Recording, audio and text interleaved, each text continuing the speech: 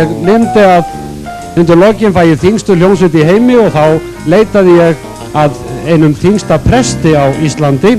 Ég leitaði, þangað til ég fann, hann kemur núna. Velkomin séra Pétur Mokk.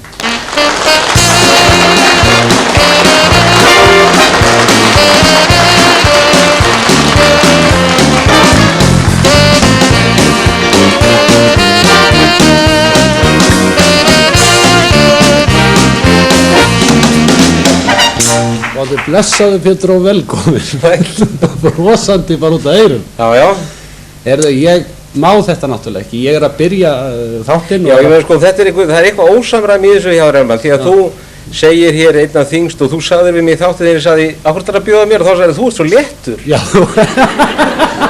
Þetta er einn af þessum aðferðum mínu til að fá fólk til að koma. Já, svoleiðis, já. En með fullri virðingu að þú skammast þín ekkert fyrir að vera svona, að vaxið svolítið í vestur og vera svona...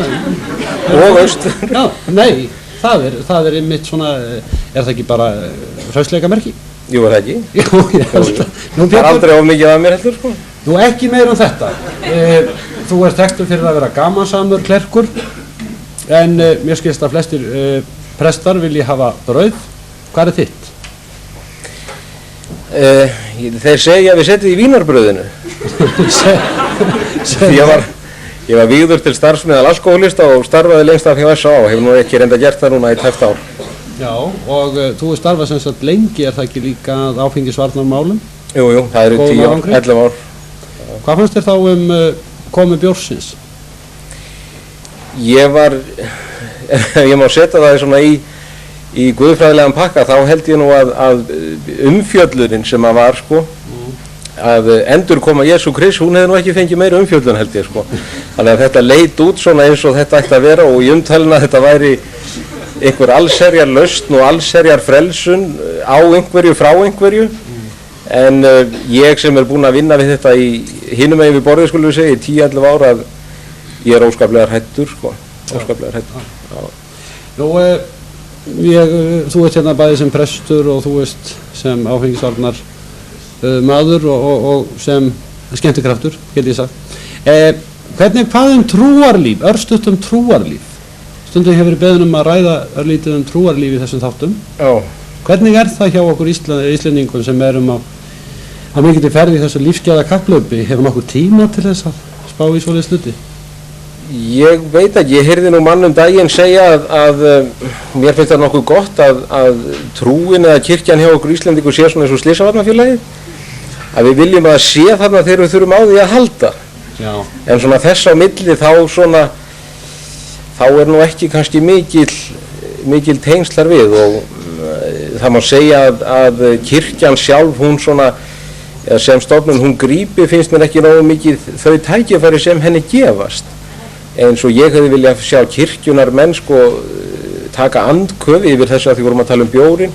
Það er nýs afstanar fermingar. 99,9% af þeim unglingu sem koma til fermingar fræðslunar í heilan vetur, þeir sjást þar ekkert fyrstu messu eftir fermingu og koma síðan ekkert fyrir en aftur þegar þeir láta gifta sig eða slíkt. Sko. Kirkjan nær sem sagt ekki nógu vel til fólksins? Hún nær á vissan hátt en ég held hún svona haldi því ekki. Það er líka yfir 90% af fólki sem að giftir sig í kirkju.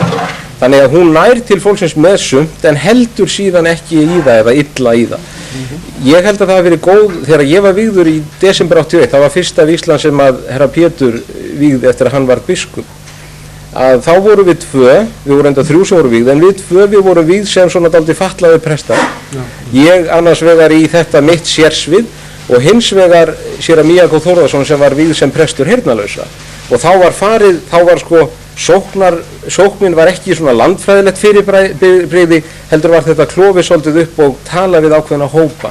Þetta held ég að við megi gera miklu meira til þess að ná ákveðnum. Jæja, nóg þetta. Þú hefur komið áður í sjónvarp, Pétur. Sagði mér ekki að frá því. Þú hefur heyrt á tala okkar Helgu hérna, sem er hérna sviðstjóri. Það var þannig að ég held að vera í nóvember eða desember 76 sem að ég var hérna með hugvekjur í sjónvarpinu. Og var þá nýbúinn með háskólanámi og ég satt hérna í horninu og var að tala eitthvað svona hvað Guð vildi og hvernig þetta væri og allt það. Þá hrundi innréttingin ofan á mig. það var svona einhver eftirlíking af Valþjófsstaðahurðinni og hún kom bara niður. Ég sá ekkert eða heyrði nema ég heyrði svona 2-3 tæknimenn voru á innsoginu þannig í kringum mig og svona og einn sagði held ég þar fekk hann svarið hvað Guð vill sko. Þú brand margar gamansögur svona trúarlegs eðlis. Hvernig hafa svona þínir starfsbræður tekið því? Vel svona, jú, menn verður nú að hafa húmor fyrir sjálfum sér sko. Já, nefndu mér eitthvað. Já, þetta byrjaði nú eiginlega í guðfræðideildinni þegar að því að við vorum á sama gangi þarna í suðurhlutanum og lögfræðideildin og ég man eftir einum góðum þaðan að það var lögfræðingin sem að dó og kom til himna. Þetta var svona á þriðjudegi fyrir hádegi og Sámti Pétur segir við hann sko, já, nafn og hann fær það upp og hann flett upp og þá lítur Pétur svona yfir gleraugun og segir, já, lögfræðingur, já. Heyrðu, þú voru að bíða þess, segir Pétur. Heyrðu, fáðu bara sætið hann á bekknum og ég kalli þig. Nú, heyrðu, það alltaf fólk að fara þarna inn. Já, við verðum að gera klárt fyrir þig. Já, hann situr hann fram að hádegi og svona og segir svo, heyrðu, ekkert að koma að mér, það alltaf fólk að fara inn og það hérna býttu, þú voru að bíða og heyrðu, ég skal bara láta senda þig samloku og farðu bara hann á bekkjan, gott veður, farðu í sólbað og hafðu þetta svona hugulegt, bara meðan, það kemur. Og svo fara mér inn og þá sér hann svona upp úr eittleitinu að páfinn í Róm í röðinni og hann, sko hafði aldrei sér páfann, stekkur upp og svona eins og Íslendinga í síður að horfa svona fræga menn og hann sér hann hverfa inn hlið og honum vísa bara í fyrstu dyr til hægri og það bara svona smá kamis, bara svona 1,50 trébetti og tréstóll og eitthvað svona og hann sér, heyrðu, þetta nú all himnaríkisvistin og svona páfinn fær bara svona eitthvað bara smá kamis. Svo býður hann og hann nú var hann að ókýra svona upp úr kaffileitin og þá segir hann, þú ert alveg að koma og svo kemur hann og Pétur bara lætur leysa sig af í hliðin og fer sjálfur með honum inn og það bara farið upp á háalofti umstæður og það bara 3 herbergja svíta með nuddpott í baðinu og víti og öllum lúxus sem þetta var að hugsa sér. Og þá segir lögfræðingur, heyrðu, þetta ekki einhver misskilningur? Nei, okkur heldur það. Já, páfinn, hann fær bara eitthvað smá kompu þarna eitthvað svona. Já, blessa góði, sagði Pétur. Við erum alltaf að fá páfa, en þú ert fyrsti lögfræðingurinn.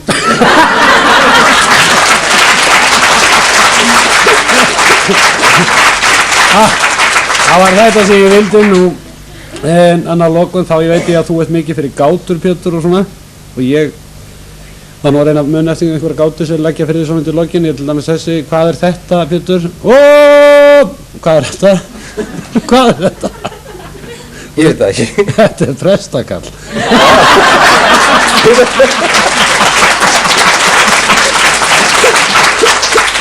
Þá farðu aðra. Já. Hvað er líkt með vegaskilti og presti? Vegaskilti og presti? Já. Ég veit það ekki. Það vísar veginn en fer hann ekki sjálf. Þetta var að sér að Pétur Mók og ég þakka því kærlega.